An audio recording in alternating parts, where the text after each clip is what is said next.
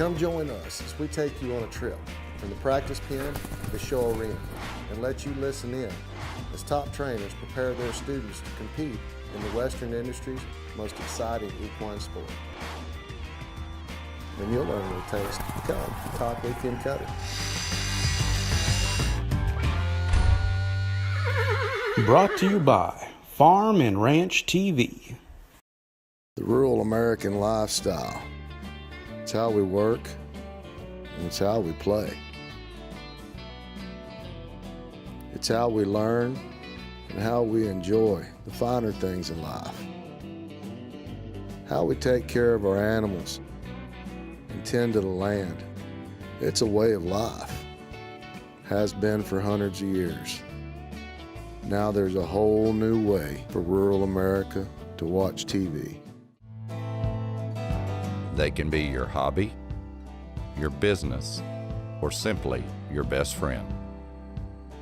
At Bluebonnet Feeds, we understand how important your horse is. You see, we're horse owners too, and we believe in quality nutrition. So we aren't just manufacturing horse feed, we're carefully crafting every bag as if it were headed to nurture one of our own. Hey, welcome to the show this week. I'm Kenny Emi, your host of Cuttin Up. I was just looking at Miss Ora Deal's great new Facebook page called NCHA Past Memories. It gives everybody an opportunity to see lots of old photos, hear lots of old stories, and lots of comments from some of the folks that remember some of those photos and stories, which gave us a great idea. Over the years, we have interviewed and talked to some wonderful people that had a tremendous impact on the sport of cutting. So we're going to take that opportunity for the next couple of episodes to show you some of those old visits we got to have with some greats in our sport. This whole episode is brought to you by Farm and Ranch TV.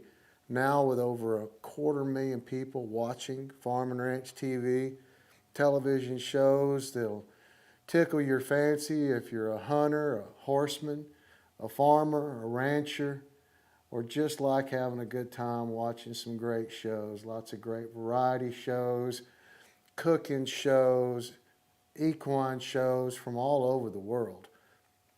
You'll find something you like on Farm and Ranch TV, now streaming across all major streaming platforms like Apple TV, Amazon Fire, Chromecast, Roku, Android TV, as well as apps on all your smartphones and tablets. Or you can just go to www.farmandranch.tv to see all of our great programming for free. Now, without further ado, let's visit with some of the folks that made history in our sport and the NCHA. I always wanted to cut once I saw it. I lived right around the corner from Shorty Freeman in Scottsdale there, and Don Dodge was over there at Shorty's, and I'd heard about Docalina and what a cool horse he was, and so I went over to Shorty's one day, and I got to see that horse right after he won the Futurity, and I was kind of enamored by him. He was just a little horse. I expected to see this big old, spectacular looking horse, but he was such a great athlete, but he didn't have that presence that I thought he'd have after hearing about his reputation. But I sat on the fence. I'd watch Shorty work, and I'd watch Don work, and Shorty hardly talked to you, but Don, he'd talk to you. And so Don and I became friends, and Don moved next door to my place out on 108th Street and Shea Boulevard, and went at Dr. Hancock's place next door. So I used to go over there and ride with Don. And the first day I went there to ride with Don, Don said, Al, he said, I'd like to help you a little bit, but I'll tell you, he said, you can steal my horse, you can steal my bridles, but if you touch my girlfriend, I'll kill you. I always got a kick out of that.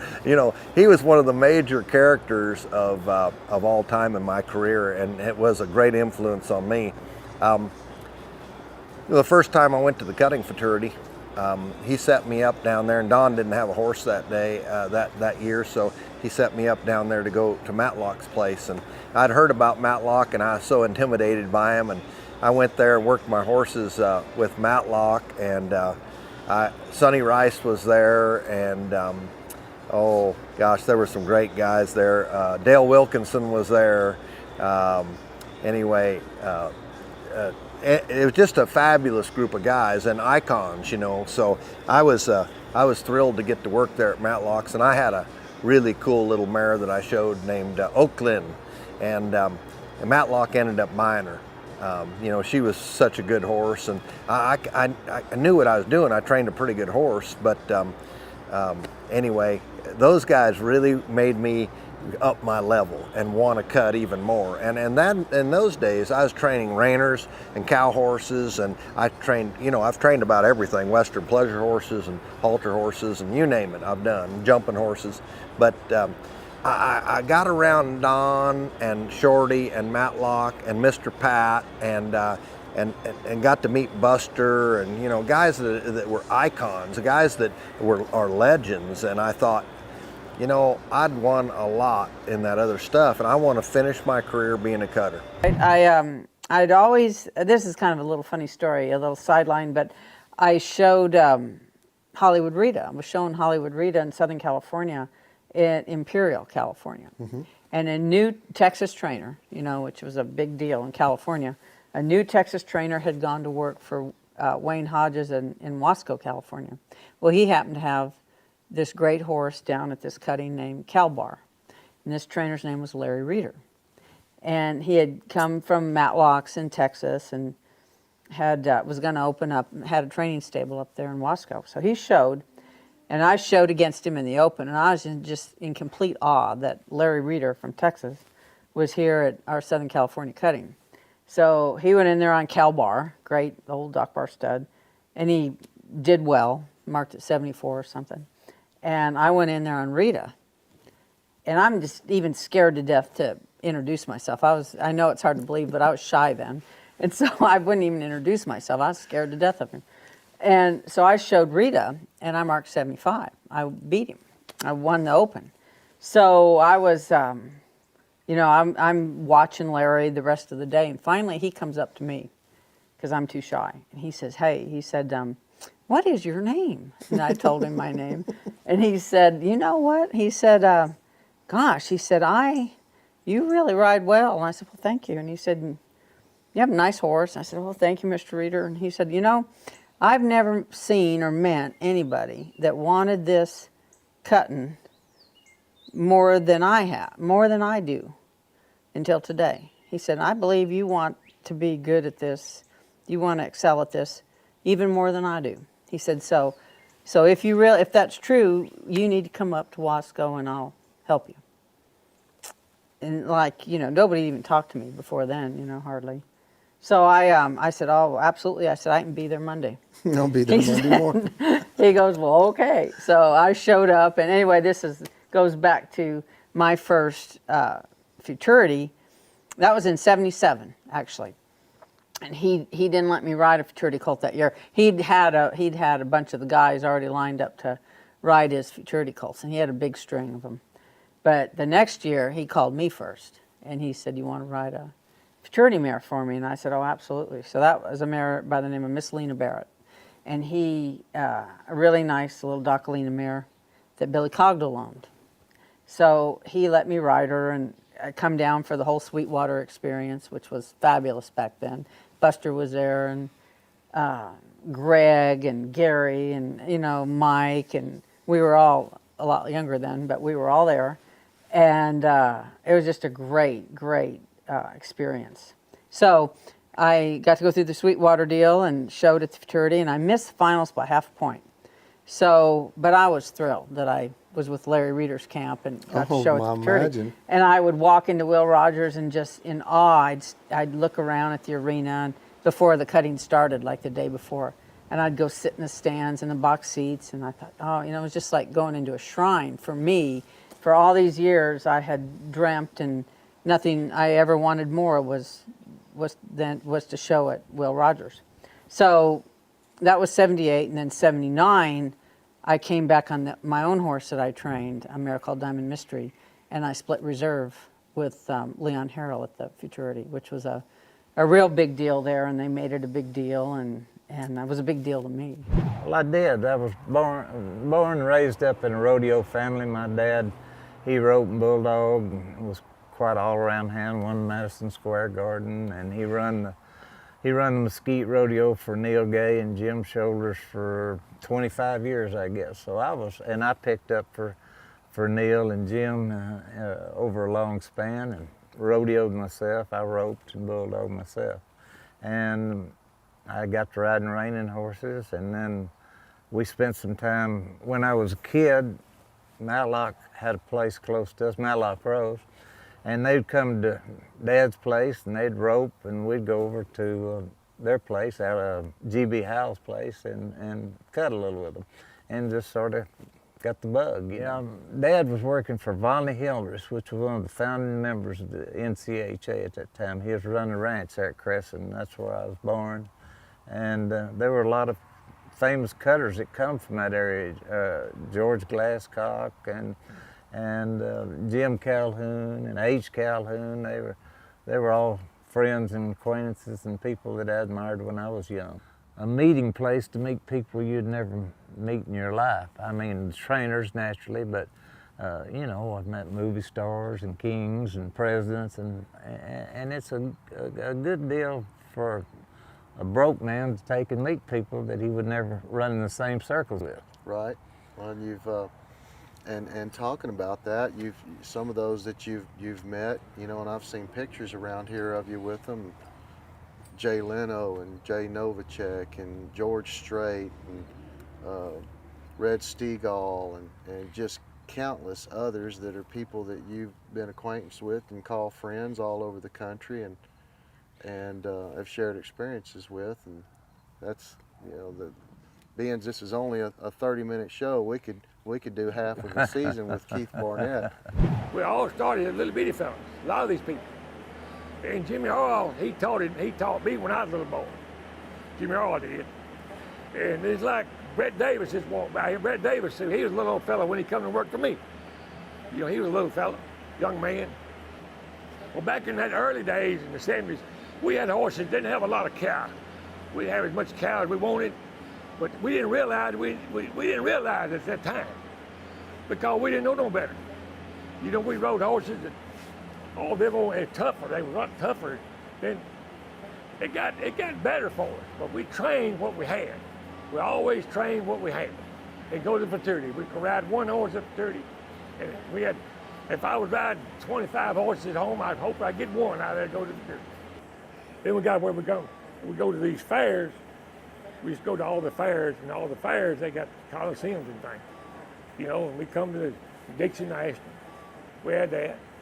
But then we started up in the probably, what is it, about 82 or something, we started the Southern Futurity. And I've been training 3-year-olds for probably 10 years. I started about 72, started training 3-year-olds. And then we got that going, and it got bigger and bigger and bigger. The 3-year-old deal did.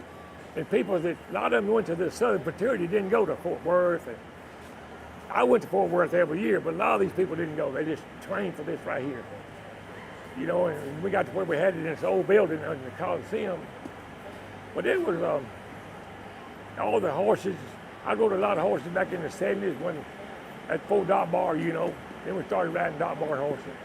And that was a blessing. Well, I hope you're enjoying all the great stories from some of our more colorful characters in Cutting Horse and the NCHA History Archives. Now let's go hear a word from our sponsors. You know, insurance is a daily part of our lives. We insure ourselves, we insure our trucks, we insure our trailers. Roger Peters Livestock Insurers is where you go. Roger Peters Livestock Insurers has been an agent for Great American Insurance for over 35 years. Remember, no vet checks up to $100,000, whether it's a private treaty sale or a catalog sale. Call Connie or Stacy at this number and get yourself some peace of mind and insure your performance horse with Roger Peters Livestock Insurers. The rural American lifestyle. It's how we work and and it's how we play.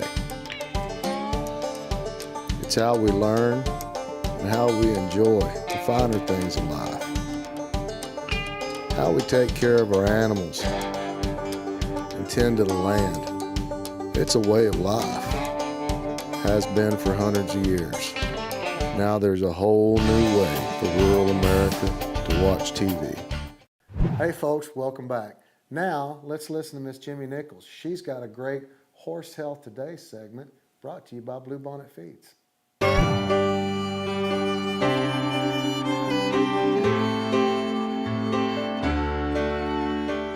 Today we are going to talk about vitamin profiles in your horse feeds.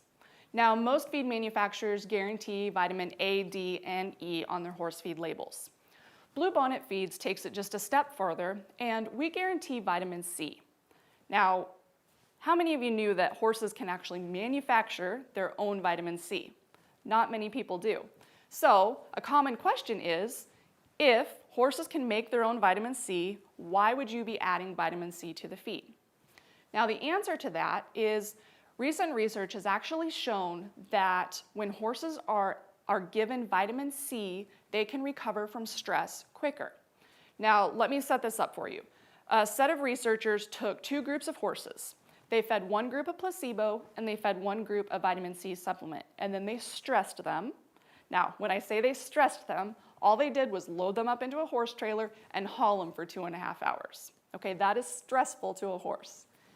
The horses that were supplemented with vitamin C actually recovered quicker from that hauling stress and had a better immune system and were better supported in the long run. So this is really important for these performance horses that are being put in a trailer, they're traveling, they're being stressed. Vitamin C is also really important for senior horses. As horses age, their ability to produce and manufacture their own vitamin C decreases. So Bluebonnet adds vitamin C not only to the performance feeds, but also to the feeds for senior horses. Thank you for joining us on Horse Health Today.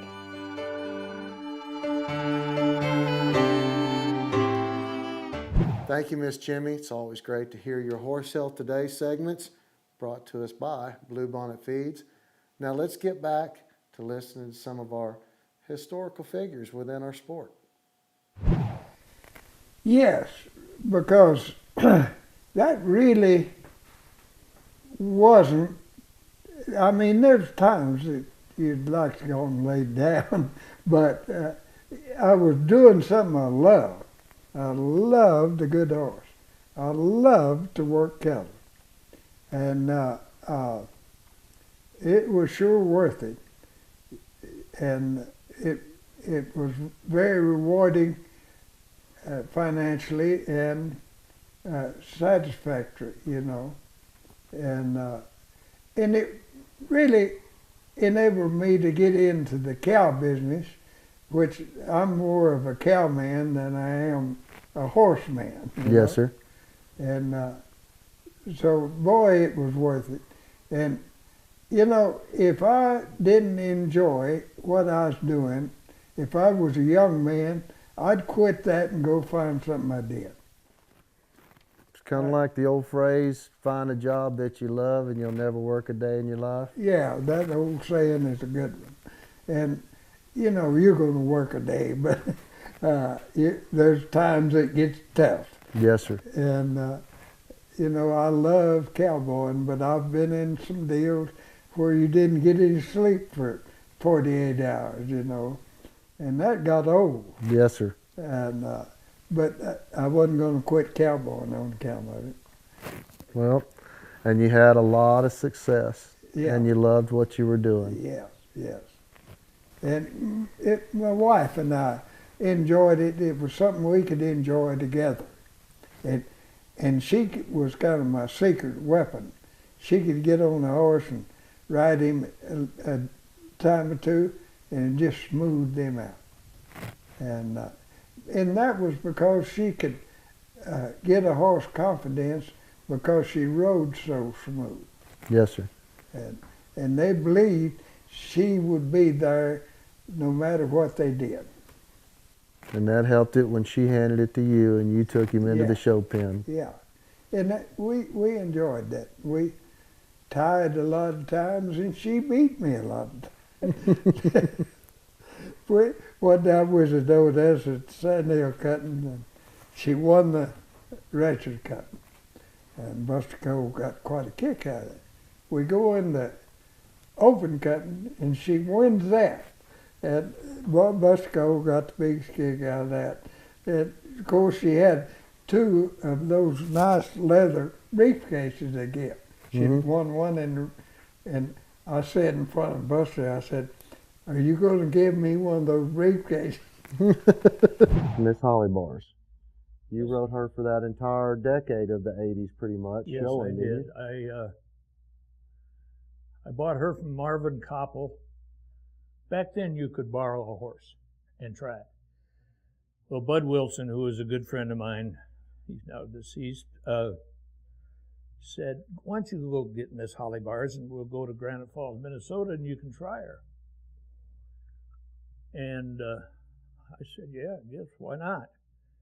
Well, we went to Granite Falls, and back then there wasn't a non-pro. There was just an open and a 500. So I showed her in the open, and I won the open with a bunch of tough cut. Bob Killian was there, and I forget who all was there. But anyway, I won the open. Well, we went in the bar to have a drink after the cutting was over, and I had barely sat down and the phone rang. And it's Marvin Koppel who owned a horse, and he said, "I got a guy that wants to buy Miss Holly Bars. Bring her back this afternoon." Well, I knew it was a setup. I mean, I just won the cutting on her, and Bud was going to make a commission, God bless him, and that was his business. But I said, "Well, hang on, let me talk to my wife." So I laid the phone down, and I said, "We got to buy Miss Holly Bars right now, or we got to haul her home." And there was another cutting the next day. So I came back and I said, "Marv, I haven't got 7,000 or 8,000, whatever it was." And he said, "Don't worry about it." He owned Commonwealth Finance in Lincoln. He said, "I'll finance her for you." So I said, "Okay, I'll take her." And, which I did. Matlock and Buster had a deal. We all rode Southwestern seats, rope saddle, low front end, no cantle, and everybody rode them, and Buster came up with a flat seat. Now, there was a gun battle on now, because you had the Matlocks and you had the Busters, and a lot of them were hard to give up, the Southwestern ropers. It was Bob Killian in Crowley, Texas. And Bob was working hard. He was a hard worker. He kept, and about the sixth horse he rode, he was riding Busters, because he was trying to get used to flat seats, because that, right. They all stood up in the Southwesterns, and he said, "I don't want to wish Buster any ill fortune today, but I hope his hemorrhoids are hurting." That was about the year that, I guess, now from what I understand, it was Buster and maybe Wendy Ryan that got together and kind of started changing the way they took these old saddle bronc saddles and put a flat seat in them and started raising the cantle up and then the horn, and kind of developed into the cutting saddle we know of today. Correct. 60s is when they started grabbing the horn. I would say it was closer to the 70s when the Buster really took a hold, where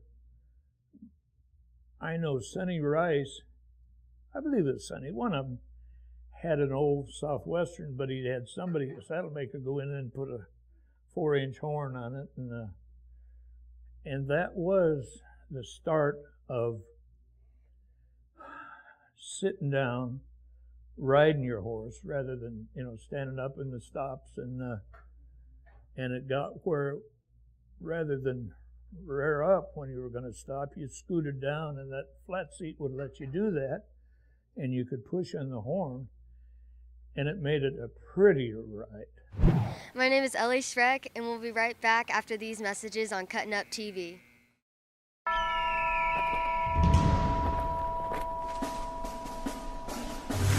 Era detergent once karate chopped a cocktail sauce stain so hard it sent it back in time. Era. So much fight, it's Chuck Norris approved.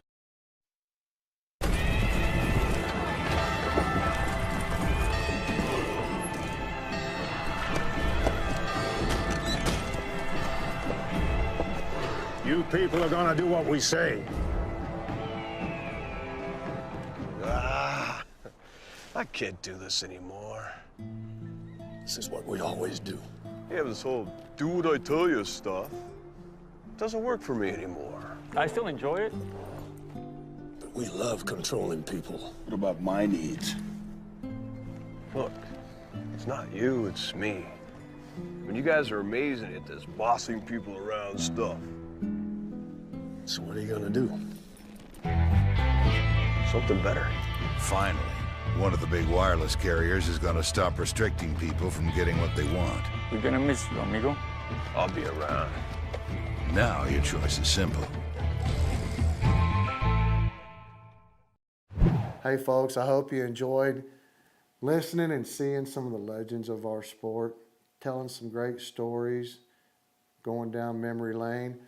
Another big thank you to Miss Ora Deal for coming up with that NCHA Past Memories Facebook page. It's just been a lot of fun reading all the stories and memories from everybody in our sport. I want to say a big thank you to Farm and Ranch TV. It's the future of rural programming. Now with over 250,000 people watching something on Farm and Ranch TV, you can find something you like across all the major streaming platforms. Amazon Fire, Apple TV, Chromecast, Android TV, Roku, it's all there. You can also go to www.farmandranch.tv to find something you like.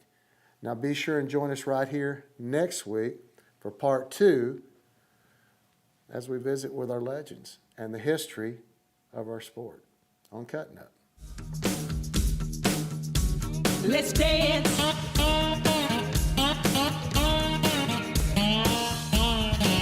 Dance, dance, cutting horse dance. To the left, to the right, cutting horse dance. Bounce, bounce, the cutting horse dance. Left, right, let's do it again. Be sure and go to Cuttin Up TV's Facebook page and like us.